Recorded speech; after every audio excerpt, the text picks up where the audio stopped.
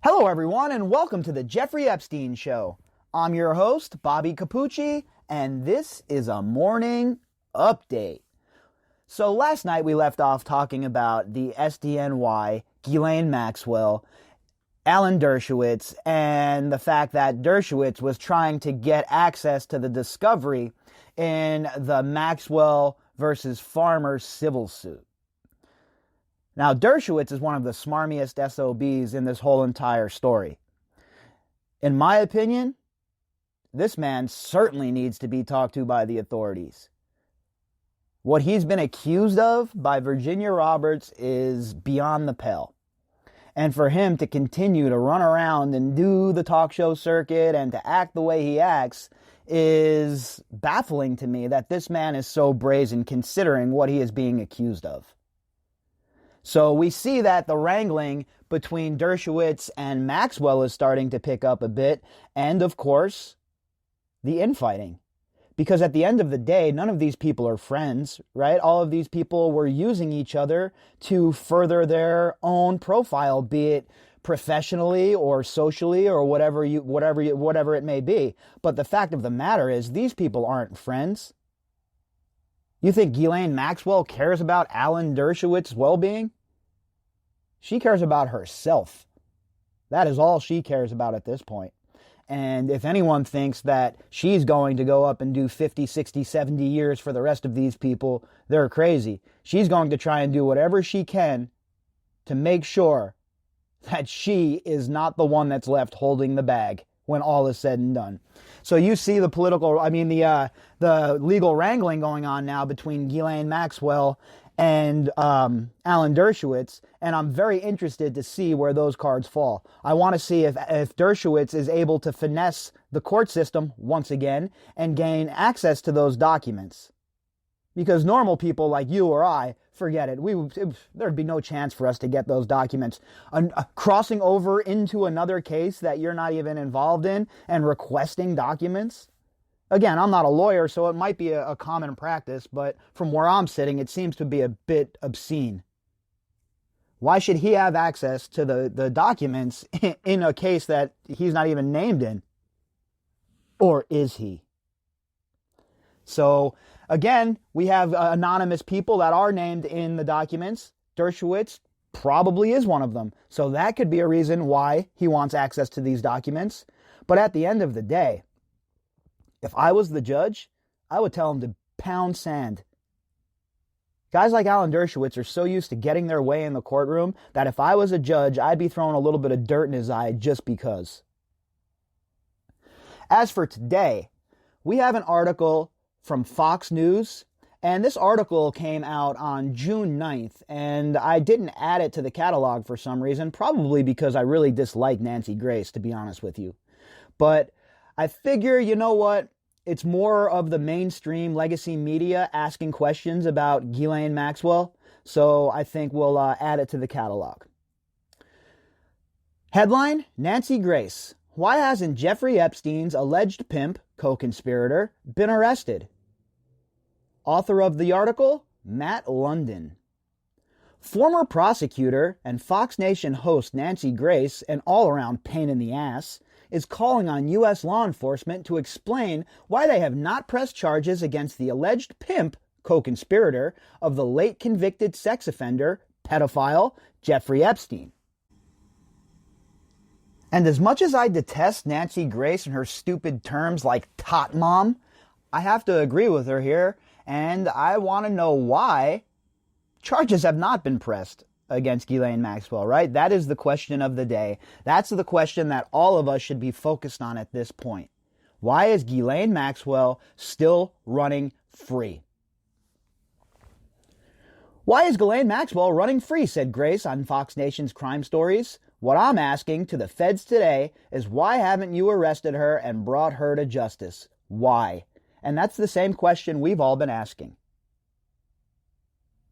Ghislaine Maxwell needs to be arrested yesterday. There is ample evidence.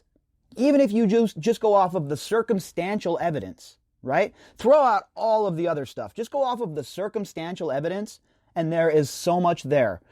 Enough for a grand jury to indict her, that's for sure. We all know that a grand jury will indict a ham sandwich, so if you think Ghislaine Maxwell will not get indicted by a grand jury, you are out to lunch. Then, of course, the cynic in me says, well, if she does get indicted to a grand jury, all of that stuff is secret, so we'll never see it.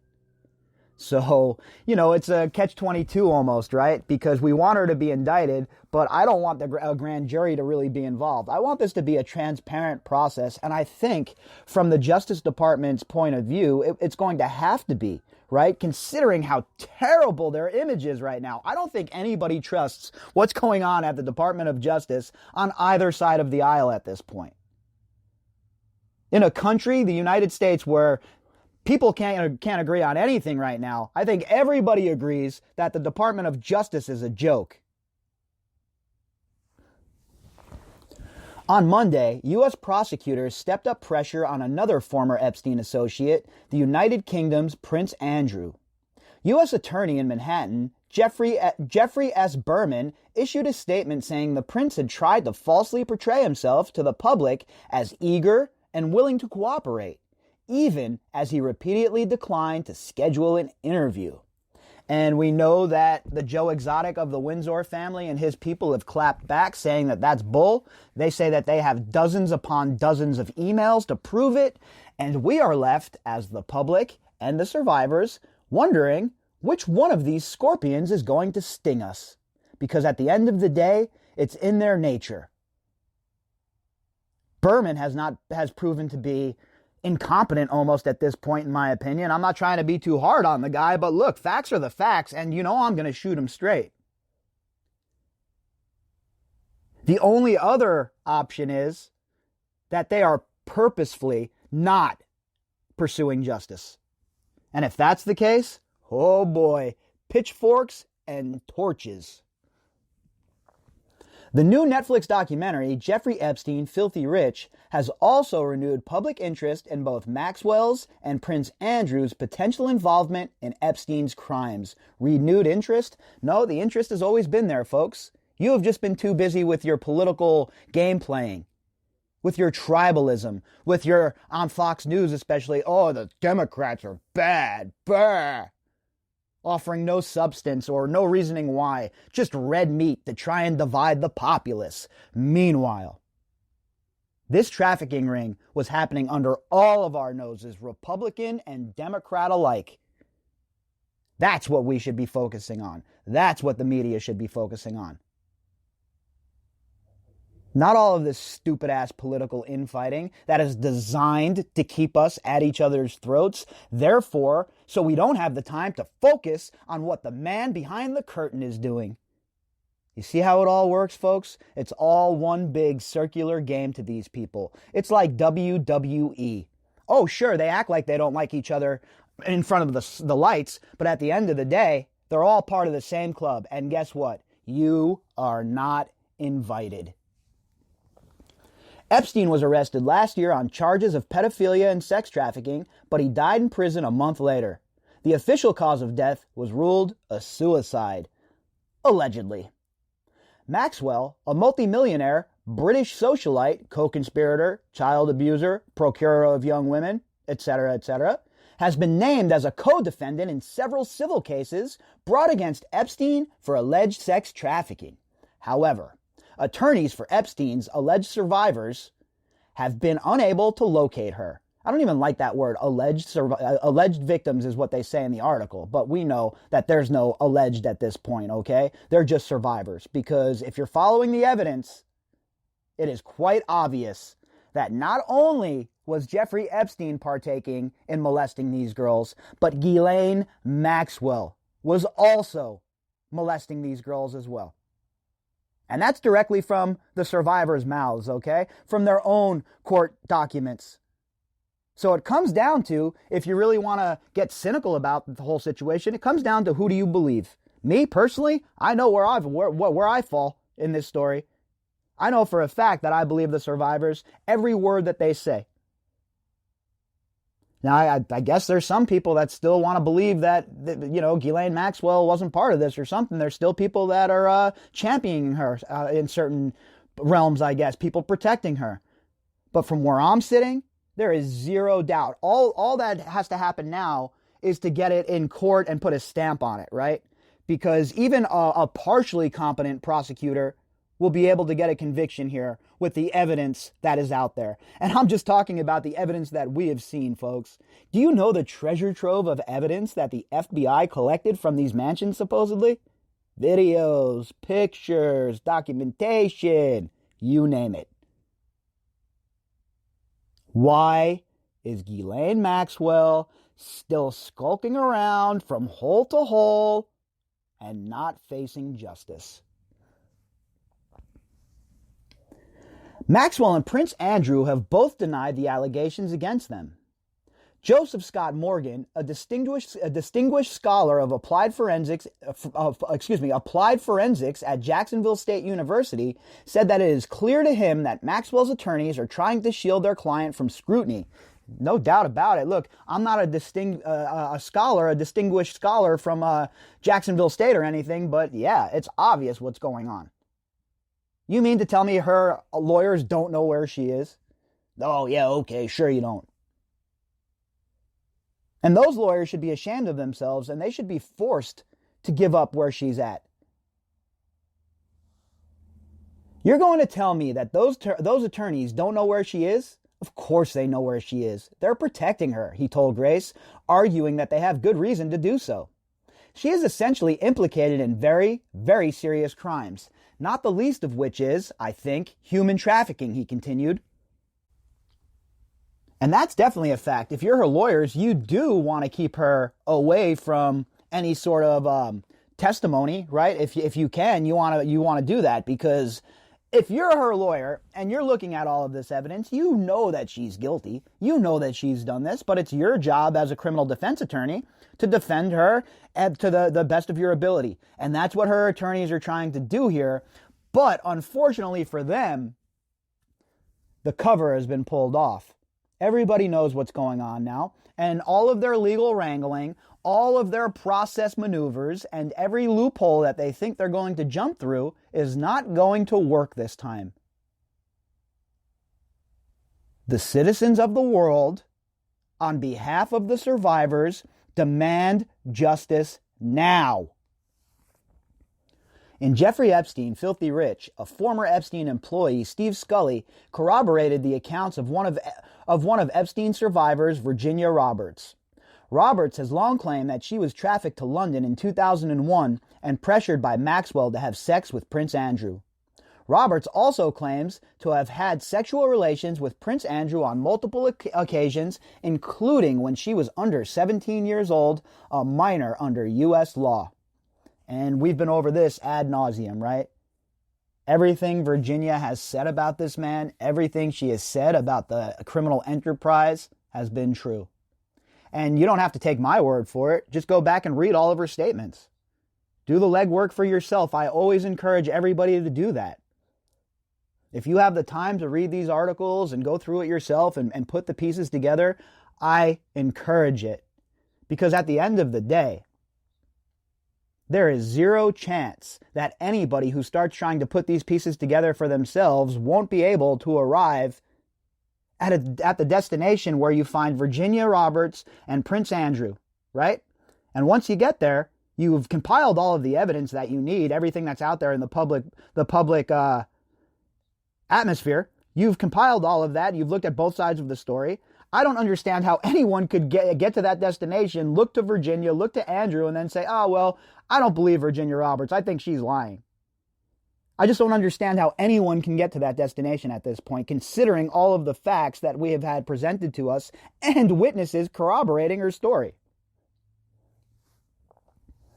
Scully said he saw Prince Andrew engaging in sexually charged behavior with a young woman at Epstein's home on a private island in the U.S. Virgin Islands. Scully said he later identified the woman as Roberts after seeing a photograph of her. The Virgin Islands Attorney General alleged in January that Epstein lured dozens of girls to his private island. And not only just that, he was actually having relations with young girls on St. Thomas as well, according to Denise George and her sources. So it wasn't like Jeffrey Epstein was just on his private island. He was so brazen and he was so upfront with what he was doing and so confident that he could get away with it that he was actually doing the same exact stuff on the island of St. Thomas as well. Morgan said Maxwell likely has information essential to unraveling the circumstances and true extent of Epstein's criminal activities. Well, glad Morgan has finally joined the party because we've been saying that for, 6 months now? 8 months now? All you have to do is understand how a criminal enterprise works and understand it from the bottom up, and you see what you have going on here, and you see the blueprint to victory if you're a prosecutor. I'm talking about the girls from Eastern Europe that were allegedly on the island that Epstein had. I want to know what became of those girls, he said. And this is a very important part, right? And we've been talking about this. Maria Farmer has brought this up several times. And it's a very disturbing situation. I know that Lisa and Jen and I have talked about this as well. What happened to all of these other girls, these girls with no names, no faces? Where did they go? After they were abused by Epstein, they were brought to this country, abused by Epstein and God knows who else, and then what happened to them? Did they just disappear, vanish into thin air? Of course not. There are so many other girls out there and women who have been abused by Jeffrey Epstein. And the questions remain, where are these girls? What has ever become of them? Why has nobody dove deep into that part of the story? It's something that I really would like to get to the bottom of, but it's one of those things where you really would need to start digging deep. I'm talking private investigators, the whole deal, because it would be impossible to try. We're talking about girls with no names. First of all, we'd have to start at trying to get some names, right? And then tracing them back to wherever they may be, etc., etc. But the fact remains that one of the most disturbing parts of this whole story are these unnamed girls that were flown in from other countries to be abused in what is supposed to be the shining city on the hill, the beacon of freedom in the world, the United States of America. But that's all just a farce, isn't it? There's no such thing as equal justice under the law here. And if you're brought here from a different country by rich, disgusting members of polite society, hey, they can do whatever they want to you, obviously. Well, folks, I'm here to tell you that shit's over. I am so disgusted by what's going on and what has occurred in this case that there is zero chance that my fat yap stops running about this situation until justice is served. Because this situation with these girls that have no names, the ones we haven't heard from, the ones that have disappeared, it's very scary. It's very disturbing to think about. And I'd be a liar, honestly, if I was to say to you, when I was driving to Zorro Ranch, the thought didn't cross my mind that these unnamed girls could even be buried anywhere in this desert, right? Look, I have no evidence that can prove that or anything like that, but the thought did cross my mind. We're dealing with very, very incredibly sick people here, folks. And I don't think it's too much of a stretch to think that they'd try and make people disappear if they thought that would be best for them. Are you telling me that you flew them all back to Eastern Europe, or did you just cut them loose in the United States? Or is it something more sinister? I'm a cynic. I'm a medical legal death investigator by trade. I assume the worst in most of these cases, and I want to know where these kids are. And Maxwell is the key, the linchpin to this whole thing, he concluded. And he's 100% right, dude. There's no doubt about it in my mind that we have to track down where these unnamed kids are, where these unnamed people ended up. And it could be something very, very sinister, right? It could be something very, very sinister. Or it could be something as mundane as they got done with them and, like he said, cut them loose in America and they try and fall into the fabric of America. If they're from Eastern Europe, they might end up in a place like Brighton Beach in New York, where there's a very vibrant Eastern European, especially Russian community. Who knows, folks? And that is the question I'm asking here. What happened to all of these girls and why is nobody talking about that? It's very disturbing to me, and it's an aspect of this case that has always really, really, really bothered me. And then hearing Maria Farmer talk about, all of the girls that were flown in, et cetera, and to hear from other sources about this occurring, it's just one of the darkest, most gloomiest parts of this case, in my opinion. And in my opinion, we are no closer to finding any answers in that regard. So it's definitely something I'm keeping my eye on and something I'm going to be investigating further. But like I said, this is one of those situations where I don't even know where to start almost, right? It's almost impossible to figure out where to even begin trying to track down girls with no names and girls with identities that nobody knows. But I think it's important enough that we keep our eye on it and we try and track it down as best as possible, right? And follow whatever leads may pop up. Because I think at the end of the day, as we continue to cover this case and we continue to report on this case and we continue to search for justice, it's important that we pull on every single thread that we come across, even if it leads nowhere. Even if it leads to a spot where you're like, all right, well, that investigation turned up nothing, but that's okay. Because no stone can be left unturned in this case. This isn't the kind of case where you can just get an overview of it and be like, all right, cool, I see what's going on. I have a good firm grasp of it. I've been covering this case every single day since October. Every single day, at least one episode, since October 1st. And still, I come across parts of this case that I can't wrap my mind around or get my arms around. There is so much more left for us to uncover, folks. And these girls that have no names, that have been missing, who have been taken from their homes, sold as human chattel, they deserve us to keep pulling on these threads. And they deserve for us to keep asking questions and to keep the pressure on people like Ghislaine Maxwell until finally justice is served. If you'd like to contact me, you can do that at bobbycapucci@protonmail.com. That's BOBBYCAPUCCI@protonmail.com. You can also find me on Twitter at BOBBY_CAPUCCI. Also, I'd like to thank everybody who has donated to the GoFundMe. You folks are the best. All right, everybody, until later on, we'll do it all again. Enjoy your Friday.